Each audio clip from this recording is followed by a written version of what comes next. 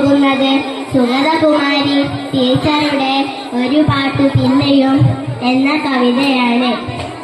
ഒരു പാട്ടു പിന്നെയും പാടി നോക്കുന്നിതാ ചിറകൊടിഞ്ഞുള്ളൊരി കാട്ടുപക്ഷി.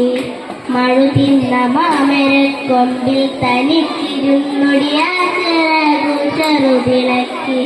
നോവുമെന്നോർത്തു പതുക്കെ അനഞ്ഞാതെ പാവം പണിപ്പെട്ടു പാടിടുന്നു. ഇടറുമീ ഗാനമൊന്നേറ്റു പാടാൻ കൂടെ ഇണയില്ല, കൂട്ടിന്നു കിളികളില്ല. പതിവു പോൽ കൊത്തിപ്പിരിഞ്ഞു പോയി മേച്ചൂടിലണവെച്ചുണർത്തിയ കൊച്ചുമക്കൾ. ആർക്കു മനസ്സിലാതെ വെളിച്ചവും ഗാനവും കാറ്റും മനസ്സിൽ കുടിയിരുത്തി. വരവായൊരന്തിയെ കണ്ണാലൊഴിഞ്ഞുകൊണ്ടൊരു കൊച്ചു രാത്രി ഉണർന്ന നേരം ഒരു പാട്ടുകൂടി പാടും.